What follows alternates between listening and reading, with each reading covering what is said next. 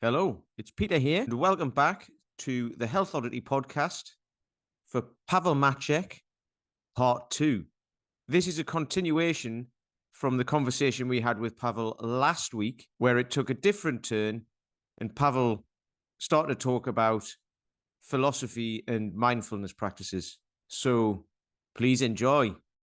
What's next for you? I mean, you're obviously, I know that when we spoke to Fabio, he was saying that he travels, like, I don't know, or I think it might have been Sean Cairns as well. So they travel sort of like 30 weekends of the year or something like that to different places, teaching all over the world. Do you do a lot of travel with teaching? Oh, you've got your cat there. Hey, We like animals on the podcast. We we like do. Love dogs. them. Yeah. Do you do a lot of travel with your teaching, or are you mainly based in Prague and nearby, or do you do lots of travel for teaching as well? I think it just gets covered quite naturally. I'm teaching about 6 certifications a year, which is just right. Uh, I I need time for my own practice. I need time for my research, for reading. I'm reading a couple of hours a day. I'm writing a lot. I'm interested in lots of stuff. My original education is philosophy and psychology. I have a project on Stoic philosophy and kind of personal development type of project. So not enough time and lots of stuff to do. Of course, I'm teaching the classes as well, but I try to balance the time that I'm dedicating to the students, teaching certifications, workshops, the time for myself, which is reading, writing, lifting, meditation. I have 2 years plus straight without a day missing day, sitting meditation, which I found something very useful and very, I wouldn't say satisfying, very beneficial, right? And of course, my wife, family, cats, and just sitting and doing nothing, right? So I have lots of projects in works. We'll actually shoot couple of online courses next week with my friend and his professional crew. It doesn't have, I'm still deciding the name, but basically it will be, if we succeed, it will be a series of online courses devoted to pull and press, basically. So some exercises, preliminary exercises that were taught back in the old days in Tsarist Russia, when people started with the kettlebells, assisted clean, assisted press, and some carries like entry program, some old-time strongman variations of the swings and the get-ups that we don't see out there. Clean and press, obviously, but muscle clean and push press. And as I said, I love push press. I think it's very underused drill and very beneficial. Split clean and split jerk, kind of a weightlifting type of training with the kettlebells. Again, anybody can do it with a proper progression. Snatch and a side press. Side press, again, in my opinion, very underused drill with huge benefits. The bridge between the press and the bench press, and then the split snatch and the bench press as the final program. So always one pull, one type of press, either ballistic, such as push press and jerk, or slow, which would be the side press and the bench press. So this is one project that I have in mind, and let's see how it goes. Another is basically it will be all-time strongman kettlebell training. Some lifts that were very popular back in the old days, or their variations that we don't see much today, and that I feel are very useful as a main program or as a specialized variety. So some variations of the get up, let's say variations of the snatch and clean and press, a couple of unique drills that I dug out in some of the old articles and old manuals. So this will be a more comprehensive course with more drills, kettlebell, hack squat, you name it. I need to do follow up to my Great Gamma protocol, which is body weight based program, Hindu push-ups, Hindu squats, sun salutations. Again, something that has been done before. Matt Fury and his legendary combat conditioning. I used again my Strongfirst education and my functional movement systems educations, narrowed down the curriculum, went really deep, and I have a follow-up program called Mighty Hanuman protocol, which is basically the same drills but more movement based from the Indian and Chinese martial arts. So the IPM, Imperial Program Minimum, something that I've been working on for many years. So I have lots of projects in works, and right now, hopefully, the Enter the Dumbbell online course will be finished and released soon. And then I'll see what other project I select and finish. Excellent. I mean, you're highly productive, obviously, from talking to you. You're that level of productivity and that level of creation and also kind of introspective study and meditation and time. I mean, do you have a system that or do you have any advice? Or because you mentioned I'm reading at the moment the Marcus Aurelius Meditations for the first time. You bought that as well, Pete, didn't you?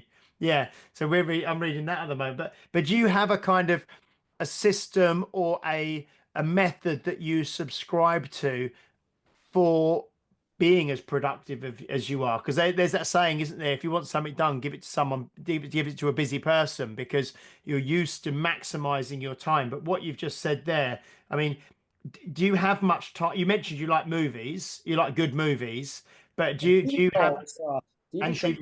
I need to mention that The Lost is the best TV show of all time. So if you haven't seen it twice or 3 times, you need to watch Lost. Okay. I've never watched a single episode of Lost. I don't know, but I hear mixed things, because some people love it and some people say it just sort of lost its way. But I lost its way, you know. But I'll have back to the system. Back to the system. Back to the system. Yeah. So do you have a system? But that's interesting that, because it sounds like to some people they could think, well, this guy never has any fun, or this guy never relaxes because you're so productive. But you obviously have time, fun and I relax most of the time. I'm lazy by the nature. Just one quick tip for you reading Marcus Aurelius. Aurelius, very hard to read. Get a book called Inner Citadel by Pierre Hadot. Read that first, and then read Marcus Aurelius. So it's called The Inner Citadel by Pierre Hadot. Thank you, because when James mentioned that, that's right, when you're reading that as well, aren't you? I kind of went, yeah. But I'm reading bits of it and then just going, I didn't get that. Because you need to remember that these are his not only private notes, but as you will learn in the book, this is his exercise. The writing was an exercise per self, one of the Stoic exercises, but I'm not gonna spoil the book for you. So Inner Citadel by Pierre Hadot, and then when you come back to the meditations and his note, it will make suddenly lots of sense. But back to the system.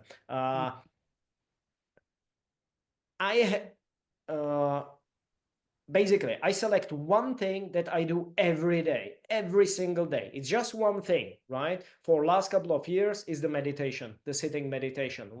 It's probably the best thing that I ever started. Very simple.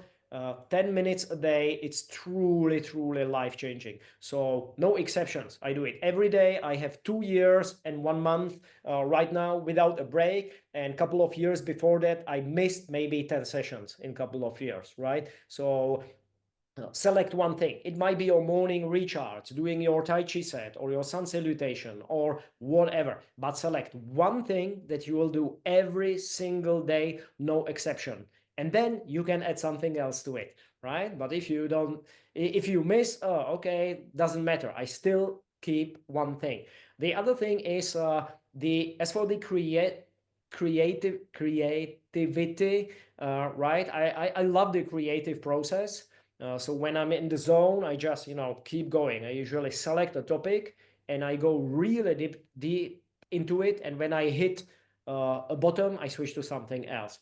and then I come back to the project again. So I have lots of drafts, lots of unfinished projects, but then time to time I just go into my folders, into my files. I select something, and then I go into that and finish it. So I would say the opposite is the is I'm not a friend of like the productivity systems when your day is okay, from this hour to that hour you do this and that, get things done and stuff like that, right? I like the flexibility, and I learned uh, thanks to the meditation, then sometimes the most productive thing that you can do is just sit and do nothing.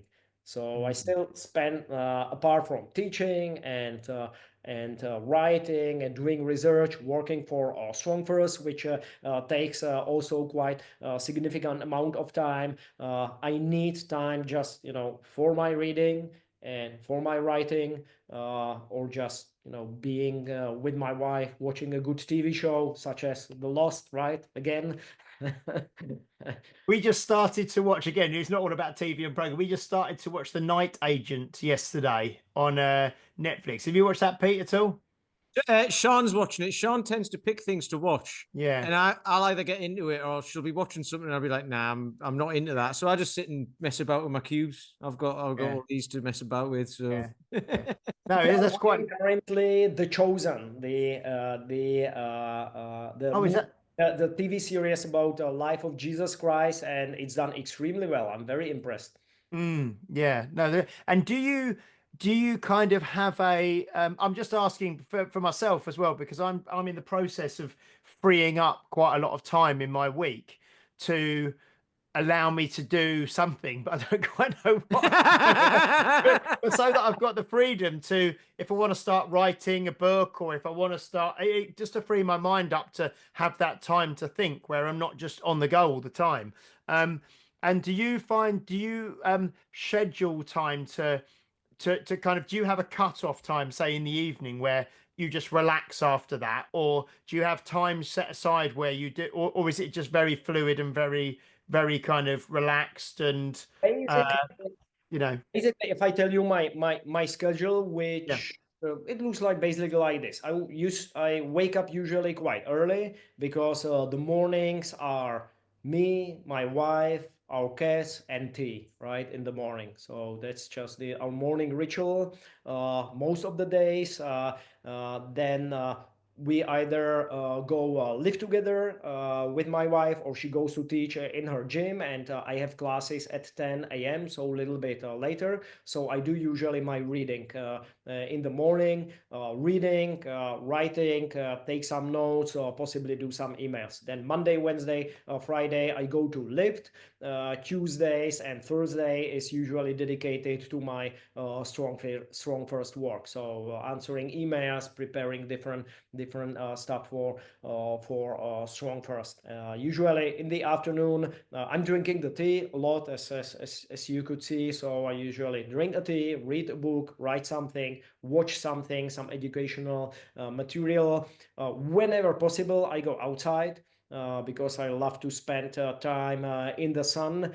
So I take the work outside, or take the reading outside, sit on the grass and read. I listen to podcasts a lot. I listen to lectures a lot, because my gyms are quite close to my place. So I need to have some steps during the day. So I have different coffee rooms that I go to. I just put on some lecture by Jordan Peterson, or listen to Sam Harris about mindfulness and meditation, and I just go there, enjoy my coffee, come back, or meet my wife and enjoy a coffee together. I'm teaching in the evenings, and then the evenings we just spend together with my wife, watch a TV show, or just discuss training and stuff, and life. I do my sitting meditation Sometimes I do it in the morning. Lately, I switch to the evening meditation. So usually around 15 minutes of sitting meditation and just, maybe read a book, go to sleep quite early because of the training, we need to eat well and we need to sleep well and recover. So I like to go to sleep earlier and wake up earlier. It's funny because James was talking about the perceptions people can have, right? So, people might be like, well, what do you need to do all that for? Because your life seems pretty much well together. And I spoke exactly about exactly the same thing to a guy on Tuesday night who would do some mindfulness stuff with and what have you.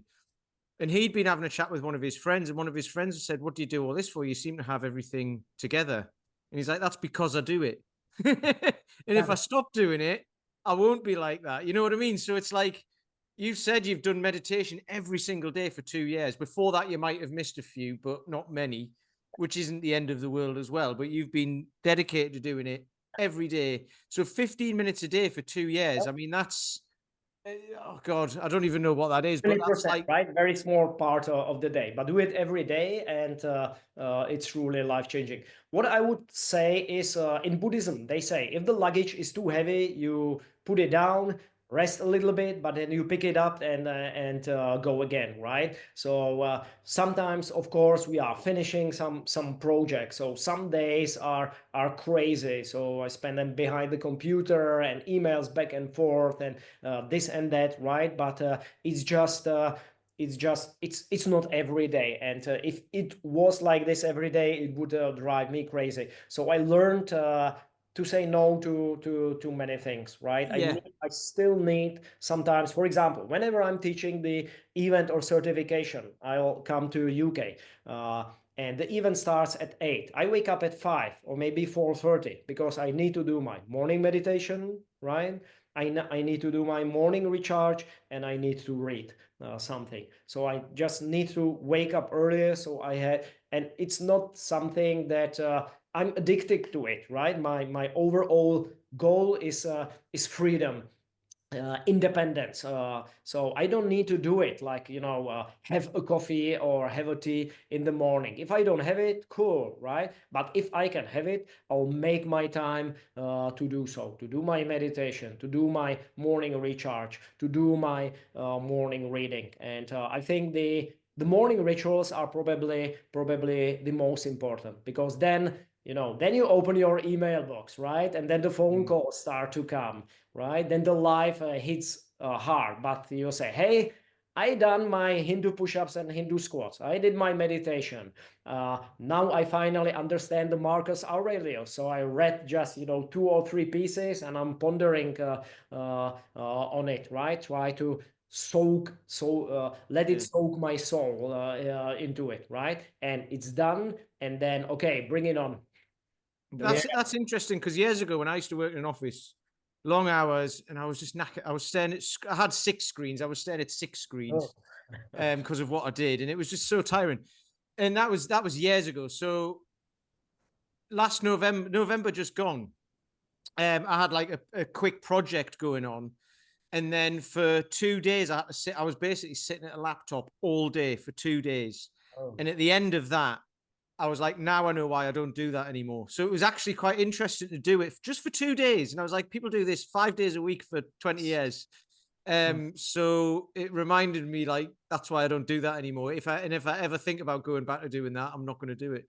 So it's really interesting. We have the best job in the world. Yeah. I mean, whenever I'm teaching somebody a swing or a push press, I'm doing a mini training session of my own, right? And review. When I show drills to my martial arts student, I'm training again, and we have the option to change somebody's life, to make them stronger physically, mentally, make them more resilient, healthier, give them a simple training blueprint that they can apply, let's say, to their business or to their general lifestyle, right? So we have I'm forever grateful for the job that I have. So another secret probably of so-called productivity, which I wouldn't use in my case because I'm very lazy, but another secret of productivity is just do what you love, and you don't have to work a single day in your life, right? So this is just something that I truly enjoy. Teaching people, writing, create new stuff based on the old stuff, right? So if you love what you do, that it's not work, it doesn't feel like work. If I talk to our accountant and I need to fill in some blank, so then that's work. That's horrible, right? But this, okay, this is fun. It's funny because that thing, do what you love and you'll never work another day in your life. There's a comedian called Nicholas DeSantos who's hilarious. Like, I think he's hilarious. And he used to work for the BBC, but he started to do comedy as well on the side. He was a researcher for the BBC, I think, and he was doing comedy on the side. And because of the type of comedy he was doing, the BBC basically got rid of him. So his thing is, yeah, you do what you love and you will never work another day in your life. And he goes, and in my case, it's true because I lost my The job. cancel culture, right?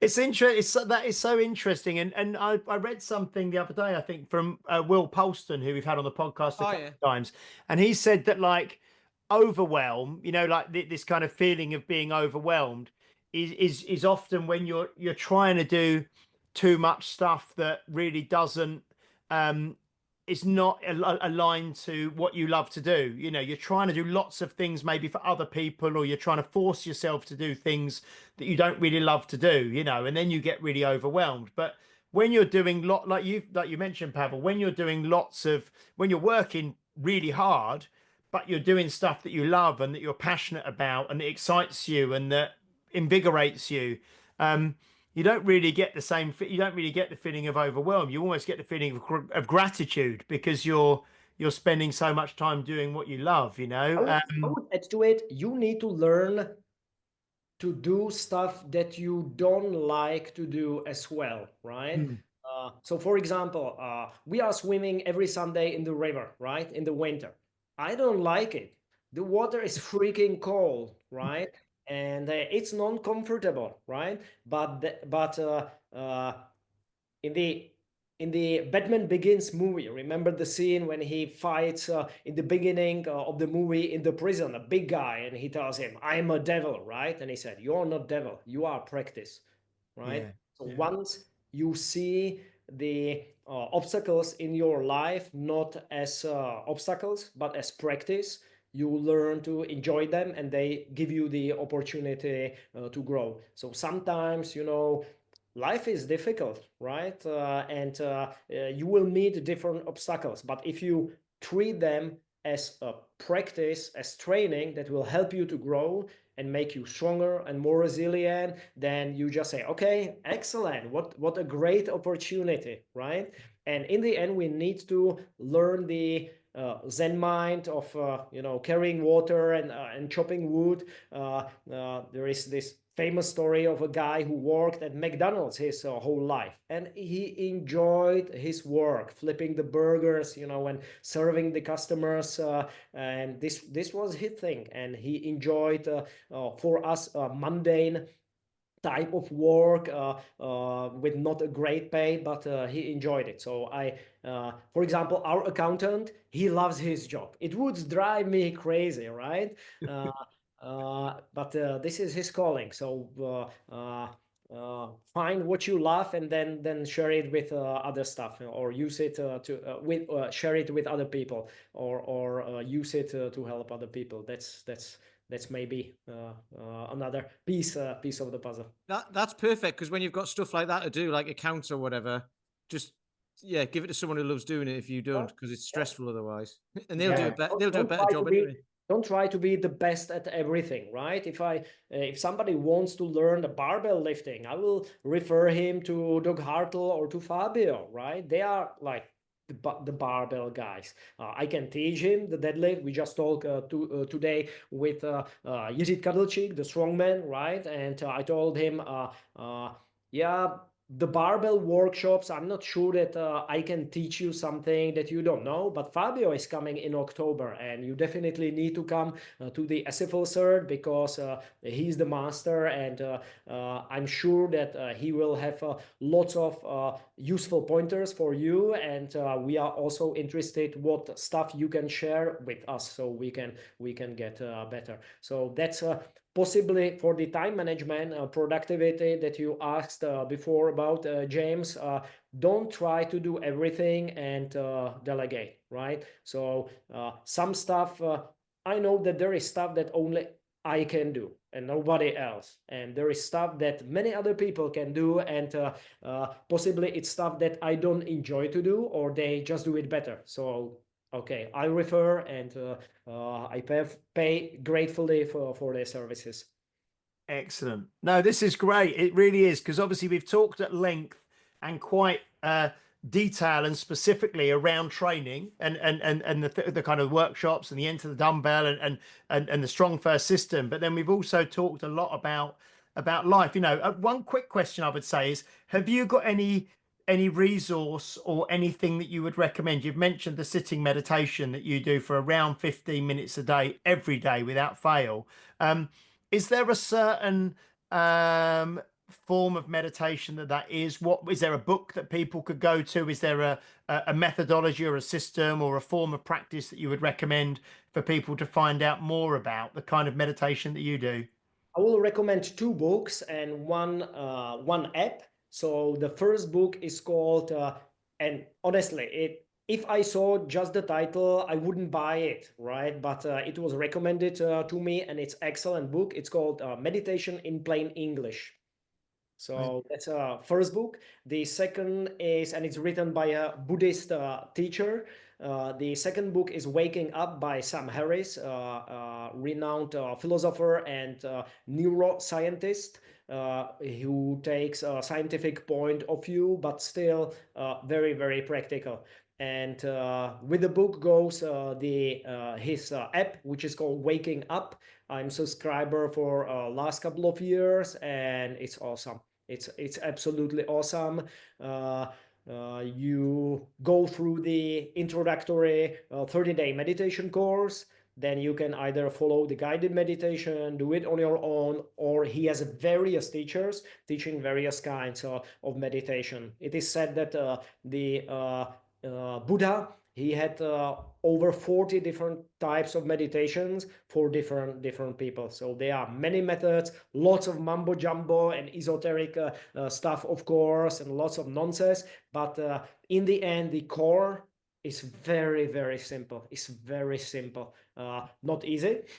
When I started, I felt like my brain is going to split in two, and it's severe headache. It was very difficult for me because I was used to do something all the time, read, watch, listen, right? And now just sit and focus on your breath. So it was truly painful, but it got better, and I think it has improved the quality of my life. I cannot just express it. I started to notice smells and colors, and I started to enjoy life way more than before. So it's truly life-changing. So these two books and the app.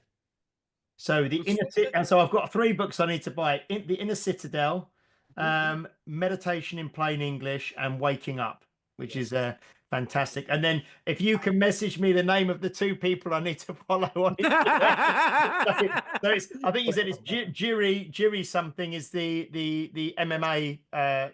Yeah, similar. He's by the way his friend, right? So okay, it's the same group. Jiří Kadlčík, I'll message you. I'll message you the name, how to. So I'll send you his Instagram profile. Yeah. Send him hello. We just talked together for about half an hour. He's truly an awesome guy. James, I can recommend you so many books. I have probably maybe 5,000 books at my place. So like I said, I read a couple of books weekly. So I can't remember who I was. I've got loads of books here as well, and I've got more book. There was a book I read recently, or someone I read recently or listened to, and they said about having more books than you can read in your lifetime, and that should be, you're never going to read all the books in your whole lifetime that would that you can, but I'm always, I don't read as many books as you know. I don't get through as many as you, but I do love reading and really enjoy it. No, this has been amazing. And also the other thing I just want to make sure people didn't sort of skirt over was you made a comment about, you know, your kind of owning your morning. Do you know what I mean? And being in control of the way that you start your day, because that is the most powerful time of the day, because obviously what you do first thing in the morning very often dictates how the rest of your day goes. And if you wake up and the first thing you do is put the news on or something like that, you know, you're just gonna let whatever's going on out, or whatever someone is feeding you is going on outside,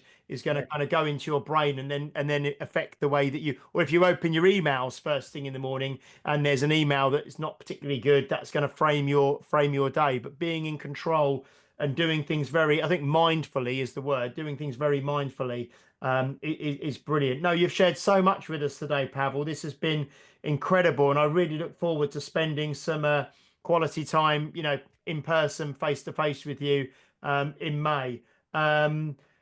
Anything you'd like to say, Pete, before I kind of wrap up? Or Loads. We could go on for ages. we could go on for ages. No, it just because Pavel mentioned meditation. I used to do meditation. I used to meditate, but now I go for a walk instead. I find that much easier. I've got a spaniel. We'll go for a walk for like 2 hours. No, the thing is that you want the dedicated practice and your regular life to become one, right? So when people talk about meditation, it's like, okay, just the dedicated time on the cushion when you are sitting and breathing and whatnot. But this is just a tool. It's again just a tool. The goal is that your day and your practice just merges and becomes.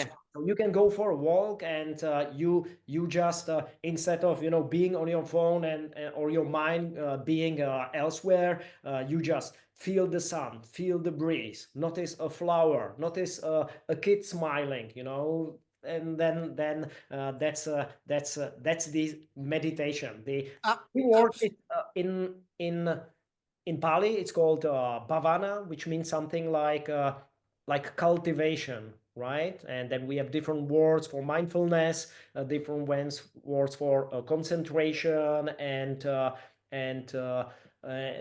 mindfulness.